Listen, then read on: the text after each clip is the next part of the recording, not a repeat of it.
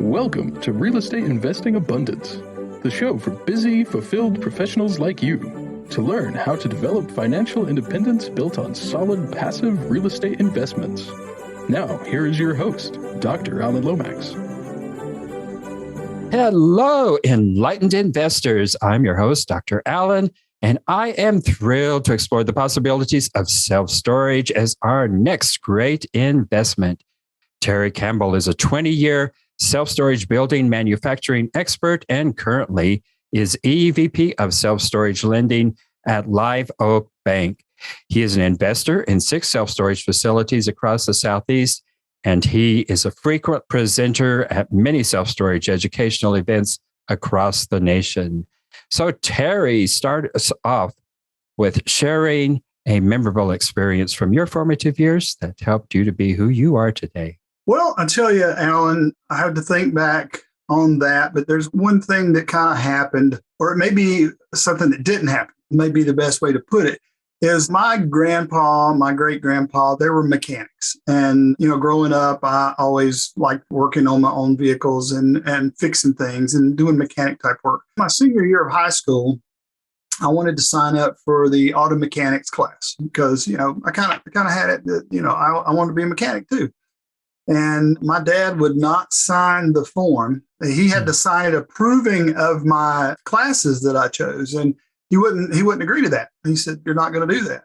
And I'm like, why? Grandpa was, my great grandpa was, you were supposed to be, and you ended up not doing it. But he said, "You're not doing that." So just sort of as being rebellious, I signed up for weightlifting class. Got there the first day of school for that period. And when I got there, they said, "What are you doing here?" And I said, "What do you mean? I signed up for this class." I said, "You can't be in this class. You're not on the football team." And I didn't play football because I grew up on a farm and I was always working, didn't have time for practice and things like that.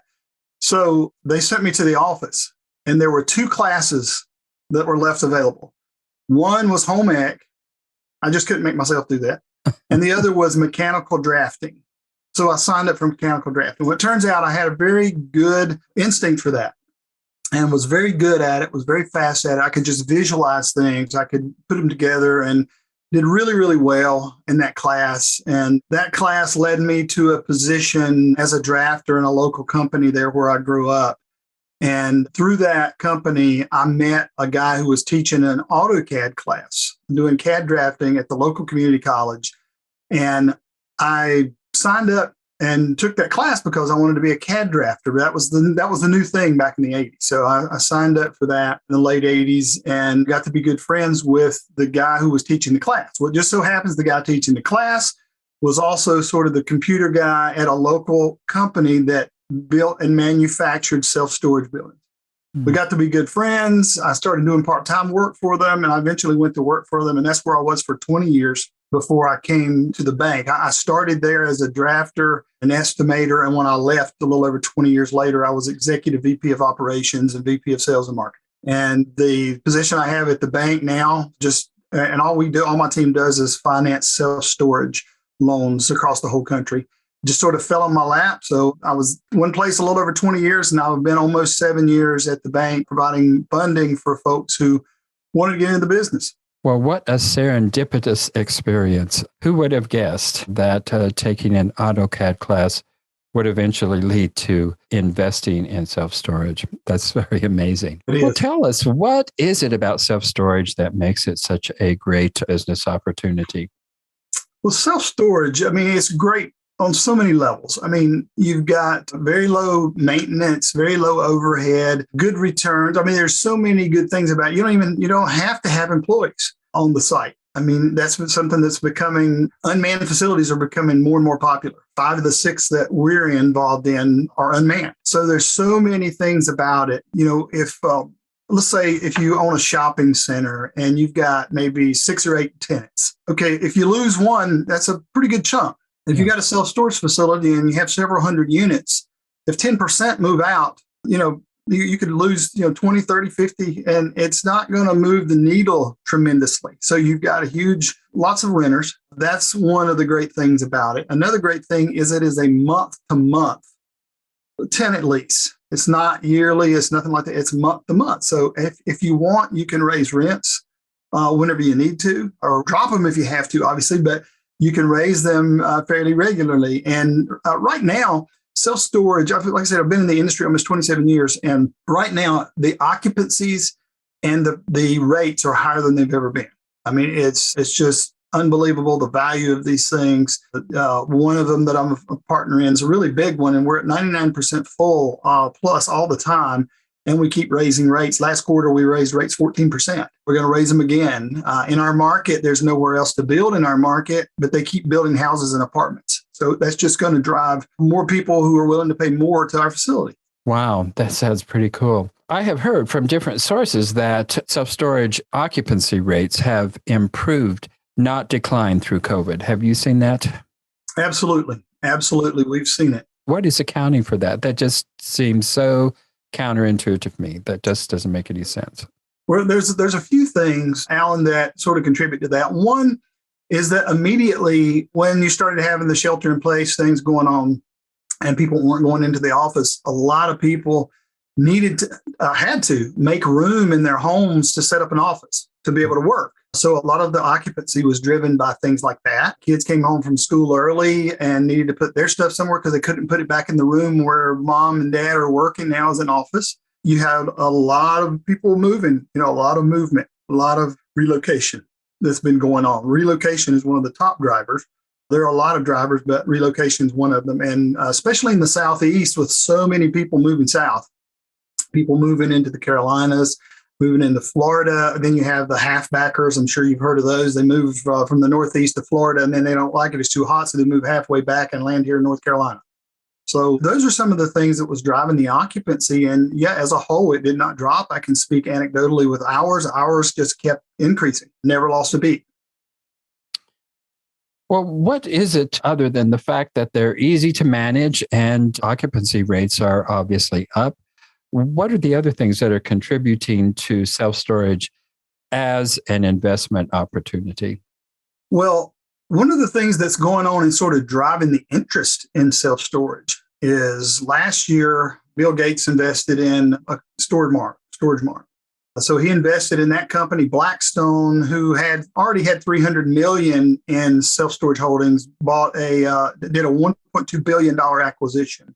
So it's driving a lot of increase and interest in the business, but you've got more people. Okay, that's driving the interest, but what's continuing to drive the business itself is a higher percentage of people continue to use self-storage. And that percentage keeps growing a little each year. You get homes that, neighborhoods who now have covenants. You can't park in the driveway, so you've got to park in the garage, which is always really blew me away that people would park their $50,000 car in the drive and $1,000 worth of junk in the garage. So now you've got to park in there, so you can't use it. You may not be able to build a detached storage building out back, and lots of areas don't have usable attics or they don't have basements and things. And still an increase in consumption. I mean, people just don't want to get rid of anything. So things like that. You have death. When people die, family members don't want to get rid of things. People, when they actually scale down their homes, they don't want to get rid of things. They want to leave it to their family members. There's just, marriage actually is one. People are waiting longer to get married now. So when they come together, they have two households full of stuff instead of just one. And so when they get married, where's he going to put his stuff? Because hers is going in the house. So, you got to have somewhere it's just so many different things that drive our industry. Good times drive it because people have toys and buy things and consumption. Bad times when people have to downsize homes or businesses, they still want to keep their stuff. It's just like a never ending cycle. I mean, and then there are times people just put things in there that don't make sense. I remember just recently reading where this guy and his sister, their dad had passed away, and they went to clean out his self-storage facility. And that facility he had for about 12 years.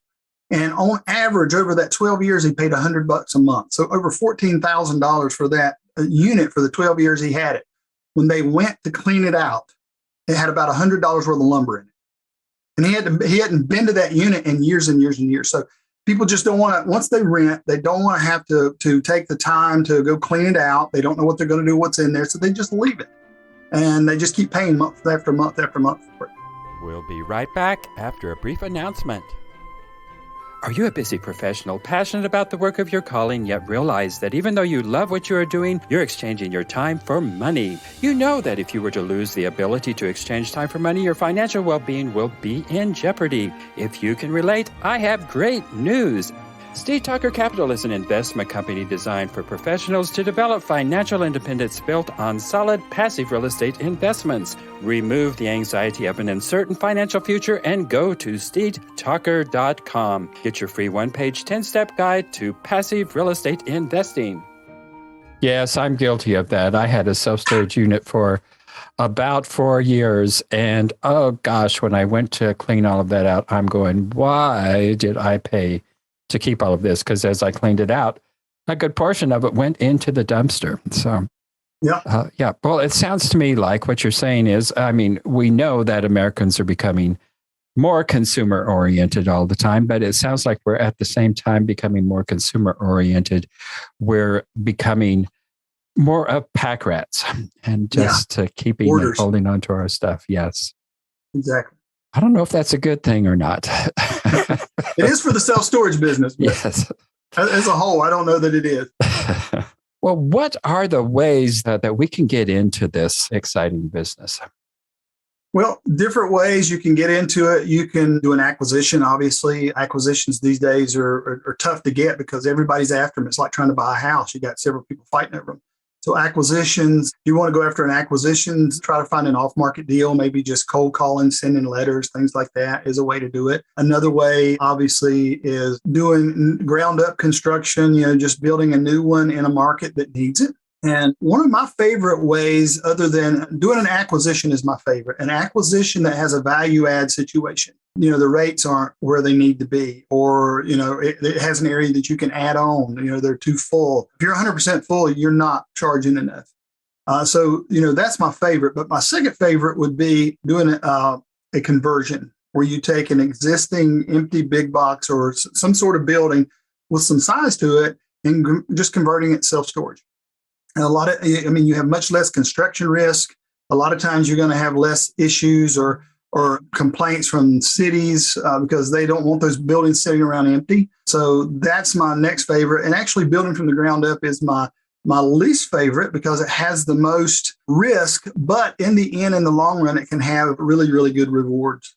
The value and the equity you can build in it over some time. Your value is not just the cost of the buildings. Your value is in the NOI created by those tenants. Am I right in assuming that if you get a big box facility and convert it to self-storage, that it is pretty much already a climate-controlled facility? Is that the case or not? Typically, that's going to be the case. That's going to be another advantage you have is that if that building is empty and hopefully it's got a good roof and doesn't have electrical issues or HVAC or plumbing issues that you just got to go in and redo, but that is definitely going to normally be the what you're going to turn it into is a climate control because it's encapsulated. It's so easy to be climate control.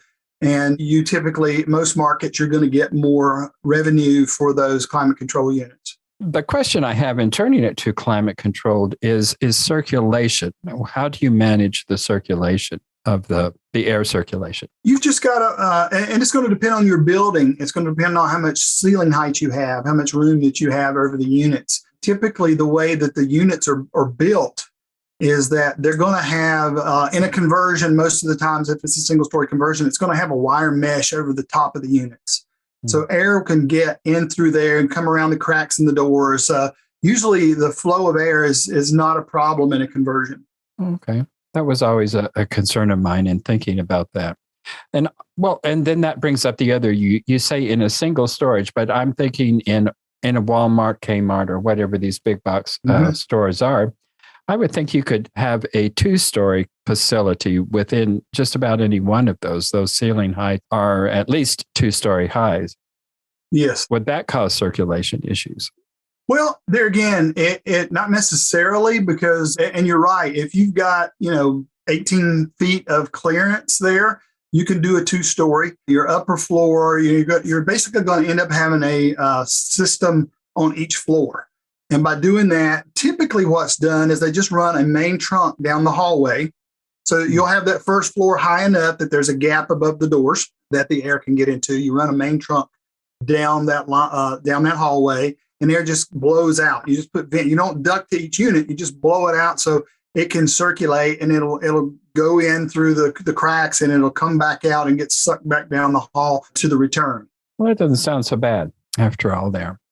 The other thing that I was wondering about is you're saying that it's getting very competitive. Certainly, the multifamily market is extraordinarily competitive. But you are saying that the self-storage is also getting to be very, very competitive, and that I had not heard of those big operators moving into that. I thought it was still pretty much a mom and pop kind of business.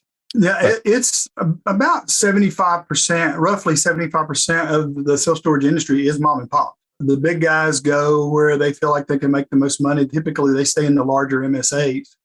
But when I say competitive, it's competitive for folks looking to buy one. Everybody's looking to buy one. So if it's on the market, well, let me give you an example. The group that I invest with, we have really not bought anything this year, all year, because it's gotten so competitive. We used to get deals that were brought to us.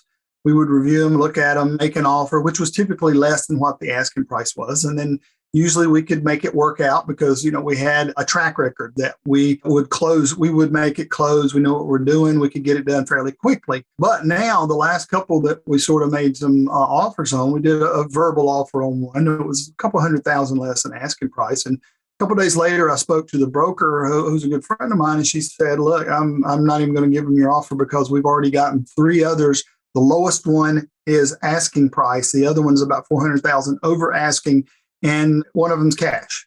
So when I say competitive, that's what I mean. Competitive, trying to get into the industry. It's just a lot of people are they're seeing all these really good things about the industry and how it's such a good business, and everybody's trying to get in. It's just kind of that way in all commercial segments these days, which no one expected this time last year, with the onset of COVID. The way things turned out has just shocked almost everybody. Well, how do you finance a self-storage building? How different is that from multifamily? Well, with self-storage, and I'll speak a lot to what I do, we are SBA lenders. The majority of the financing that we do at Live Oak is SBA. We're the largest SBA lender in the country, so we do a ton of it. So most of it, we do that. And with an SBA loan, you can get into a self-storage facility for as little as 10% equity. Oh, really? We can finance up to 90% of an acquisition or new construction if it cash flows properly. If it's a strong enough deal and cash flows, we can do up to 90%. So that's typically what we're doing, but we're getting into conventional. And some of the conventional that I see and talking with other folks out there in the lending world that do conventional is, some of the construction is 25 to 35% equity requirements. And then a lot of times you're going to have to feed it while it's leasing up. You got to make the payments. That's another good thing about the SBA loan. We can include that money for that lease up, interest reserves, and working capital. So SBA to me is the way to go because lower equity out of pocket, and there are no financial covenants with an SBA loan. But conventional loans, sometimes you can't. Maybe you're too big to do an SBA loan, or just you're not willing to do some of the things you got to do. So conventionally, we're doing anywhere from 25 to 35% equity on some of the conventionals that we've done. And like I said, you kind of got to feed it. In a lot of cases, yourself out of pocket. A lot of folks won't finance anything but the construction costs. Well, Terry, you mentioned that you are in the lending business. So tell our viewers and listeners how they can get in touch with you. Well, if they want to get in touch with me, I can give my direct number is 910-202-6933. And you can email me at Terry, Terry.Campbell, CAMPBELL at liveoak.bank.